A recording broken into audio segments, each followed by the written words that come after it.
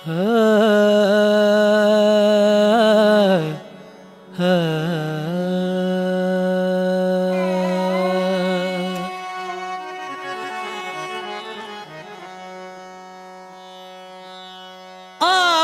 नेड़े नेड़े वे ढोला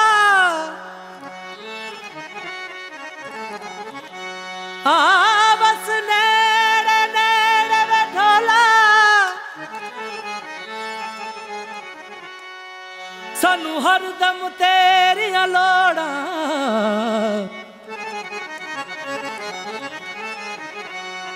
दुनिया दे विच सजना बाजो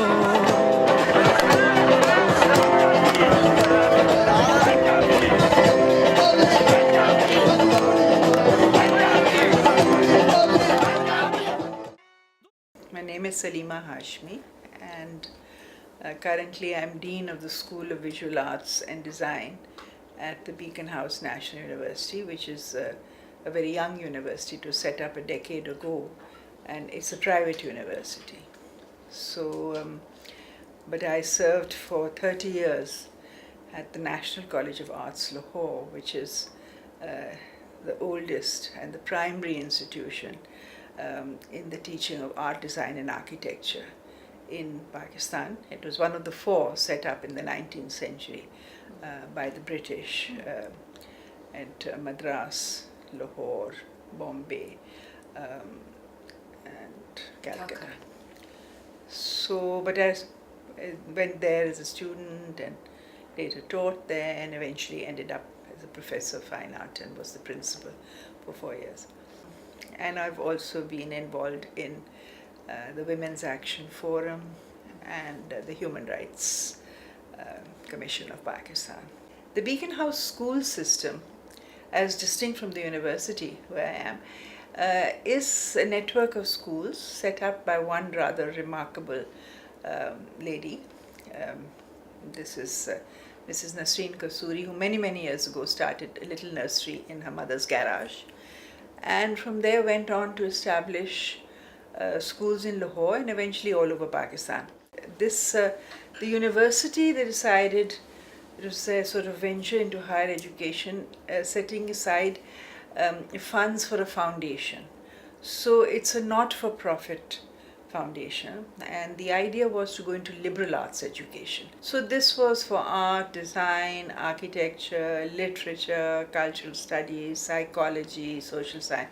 I mean, this was the thinking when they set this up as a private foundation. Of course, it has government representation on the board, as all private universities are required to do under the law if they are recognized by the Higher Education Commission. So it's monitored and it works closely with the government in terms of rules and regulations.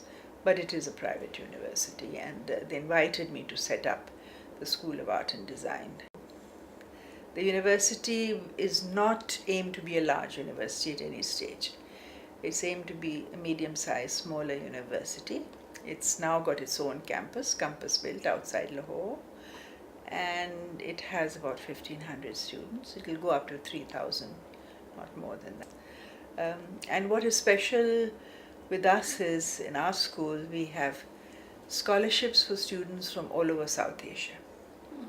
So we have currently, we're probably the only place in Pakistan, I don't know about other South Asian countries, which have artists to be from Afghanistan, from India, from Bangladesh, Maldives, Sri Lanka, Bhutan. So, it's Nepal, and they all study together.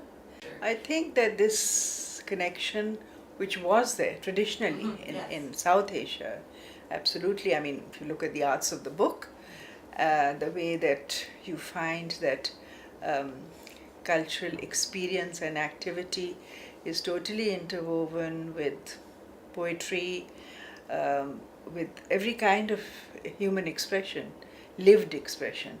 There were no compartments, to separate the writer from the artist or the musician or the dancer or whatever. So I think that the university may be the new space where this can happen, and we've already embarked on that. As it is in the visual arts now, these boundaries are blurred.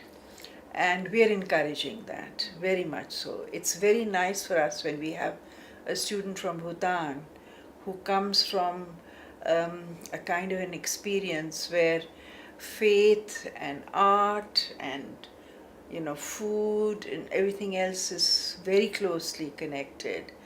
And then you also have the urban, child from Bombay or Karachi who sees themselves as a cutting edge designer.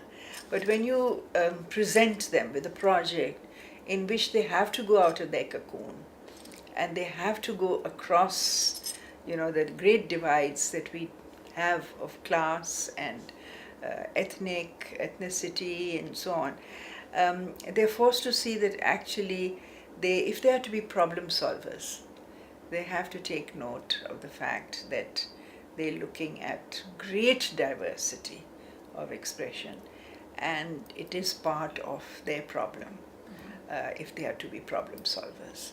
So I think that this is the way that we are moving, which is one of the reasons why we did the MOU with Sirishti.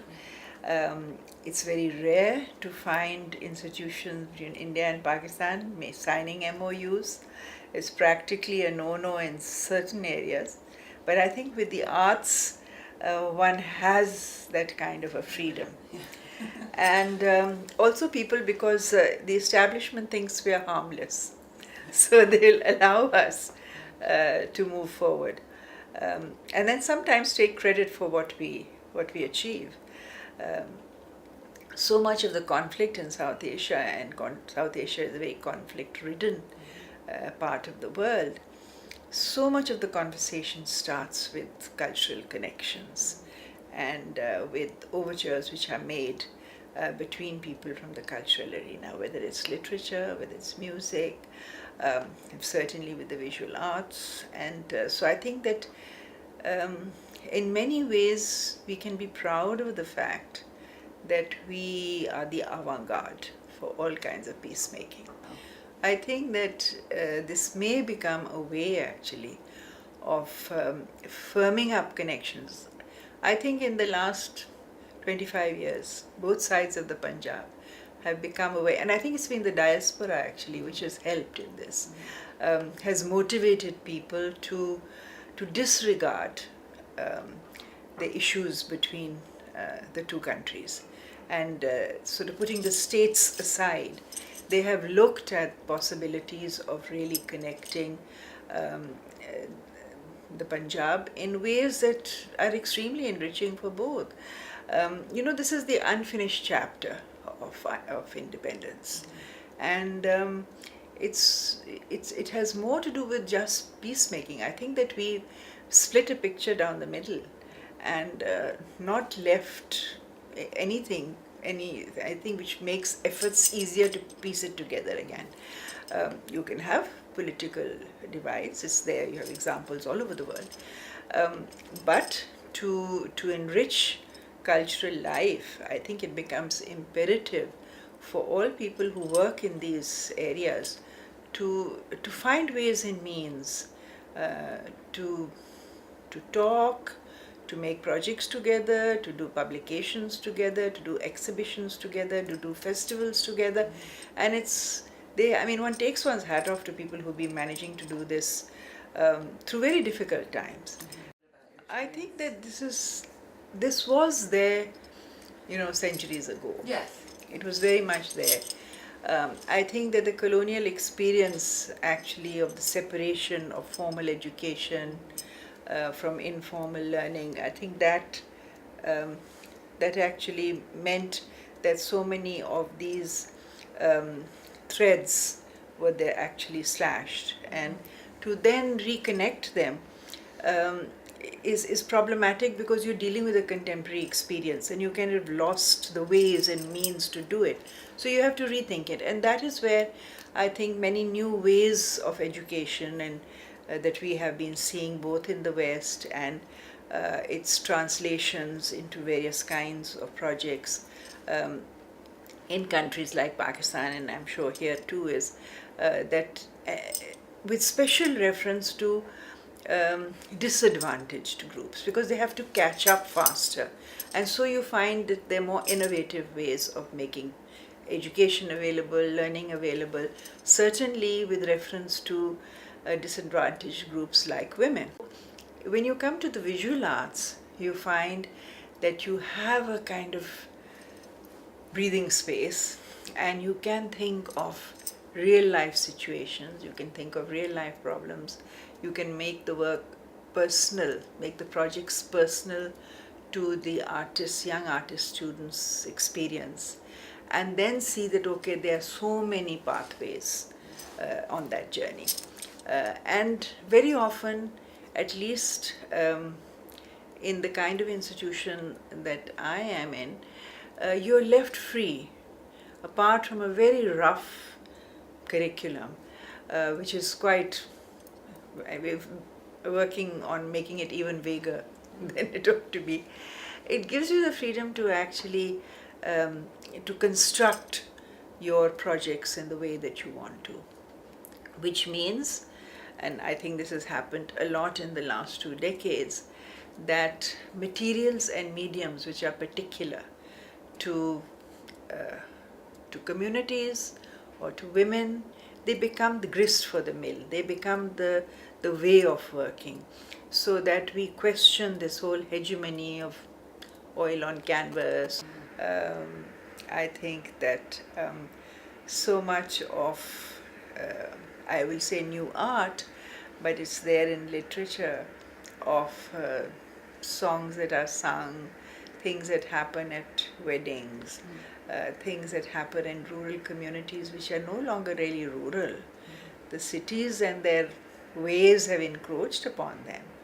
But there's an inability somewhere here to really discuss that and to come to terms with it and to make new art forms and perhaps new ways of expression which can deal with this great change. So we see these very tangible instances of words that are disappearing from the language because they're disappearing from your environment. You know, so one needs to connect, and because it is an object crafted in the village, you see that, okay, so it's disappearing from, not only from the lexicon, but it's disappearing from craft, from, used craft. I think that cultural anthropologists, I think artists, I think poets, I think these people have to kind of come together and perhaps look at particular instances and make them symbolic of these changes that are happening very fast, probably faster than we are aware of. I think that more and more this the fact that it can be a very rich relationship, which for some strange reason, because of the divide, becomes even more enriching. I think when you lose something, then when you can reclaim it, it somehow is far more valuable. And this is happening now. It's happening a lot between the two Punjabs, of course, with the coming of pilgrims, the Sikh pilgrims to Pakistan, all of that. But more than that, there's a desire to share in prosperity. I had gone some years ago to Amritsar. It was for the same South Asia Foundation meeting that I'm here for. And we went to the university and they asked me to speak. Now my Punjabi is not my husband, who's a thoroughbred Lahori Punjabi. He sort of said, your accent is an Urdu accent and blah, blah. So I made great fun of. But there, when I was speaking, of course I spoke in Punjabi. And they said, "Tadi Punjabi kinni mithi hai, tadi boli kinni mithi hai." I saw my husband is like smiling away and said, "नहीं तुसी तो होर ही तरीके नाल बोलदे हो, बहुत मिठी है, तुसी आंदे हो तो बड़ा लगदा है कि baby, की जी फुल ने जी है फुल ने." And he was like, But I think that these are sort of the rediscovery of many things, things that had been lost. And now there's a kind of, there's a new memory developing actually, which is, I think it can give rise to new inspirations for literature, for music. We've already seen it happen with music, and I think with visual forms also. So I think there's a lot to share. We just need the vehicles and means to study, to document where things are, and then to figure out, okay, which are areas in which there can be joint study and collaborations, and they can have any number of outcomes. I mean, they could be films, they could be video installations, they could be publications, I remember I asked my father that you never wrote poetry on what happened in 47, one poem which came much later, Subhai Azadi. So he said, we couldn't cope. So I think, that trauma of, a land separated out of great slaughter, I think that also has to be recognized. It silences people because you're so deeply traumatized at the shock of what you have done to one another. And I think it can be very, very enriching to have these conversations to start with, and then subsequently to bring certain carefully chosen examples, if you like, in the different arts and literature to maybe make a little kind of a forum. So what's your sense? I think that you have to look at Pakistan's particular case of our history, our recent history, political history, has been a denial of ethnic and regional rights. Punjab, anyway, I think after annexation by the British, Punjabi language was kind of pushed to, and that continued after 1947 because of the desire for centralization. Punjabi is not in our schools, it's absent from our schools. Children are taught in Urdu and then later in English. So its absence from academia, certainly up to, well, almost all through education, unless you opt to study Punjabi as a subject at university level or at college level, it's not there. So this denial of the mother tongue, I think, is something which is a palpable tragedy in Punjab. So, and yet the oral tradition, of Bulle Shah, Shah Hussain and all of that is so much there. It's there every Thursday when you go to the shrine. It's there throughout. I mean, and people quote, and so there's a divide between the oral, which is still strong as a connection in people's lives with history, and on the other hand, with literature, you have to be especially interested in literature to really own that. So that is an issue. And I know that, for example, with my father, with Faiz, it was, he was constantly reviled by the Punjabi writer that why aren't you writing, in Punjabi?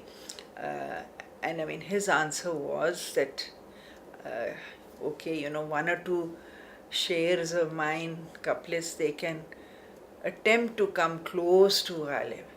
But I can't aspire to Bulle Shah because he's somewhere there and I'm, down there. So I think that this has been a factor. So many, brilliant writers have chosen to write in Urdu rather than Punjabi and have subsequently been translated into Punjabi. And of course, Faiz is translated into Punjabi also by Ahmed Salim, who was always one of my father's sort of, tapping on the shoulder, conscience, Faiz sab tusi nahi likhya. So that is how my father actually wrote in Punjabi, he did it. He had these people badgering him. So he would say, and he was very apologetic, and he said, he would say, I don't know whether it really is up to anything. It's for you people, you guys to tell me. But towards the end of his life, when he went to his village, I think it was a year before he died, when he finally came back from exile from Beirut, I accompanied him. We went to the village, and all the village people had collected. And that is where I first heard him recite in Punjabi to the villagers came back. So I think he was always extremely clear about the need for the Punjabi language to not only to be nurtured by strengthened by writers who felt confident that this was their first language. Today there's a growing sense among writers who are primarily writing in Punjabi that they need first to strengthen their own constituency. And that can only happen when there is greater effort to bring Punjabi into the mainstream in the schools, which it is totally absent from, to bring it to strengthen Punjabi departments, which again are almost absent, except in a couple of universities. So that is somewhere we need help actually from friends elsewhere. So there are these things which if you search, you find that actually they absorb the experience of being a Punjabi, and then they're expressed in a classical language, if you please. So I think that has to do with the history of our history of our learning, and therefore then our history of expression. It's like you had no patronage for the arts in all these years, or very minimal. Therefore the visual arts actually took upon themselves to be independent of, which is many ways is good, because as we know, state patronage can sometimes be the state of kiss of death. Yes. Absolutely. So that is true. So that existing outside means there are less tabs kept on it. There are fewer directions. There are no official poets, no official writers. While in Urdu there have been many, because that was where the state made it made it lucrative for some. It made, it more palatable for others. So I agree that existing outside of academia sometimes is perhaps a blessing. But of course, you're denied many platforms also. So it's both sides.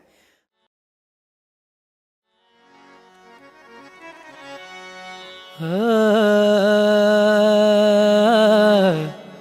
ah.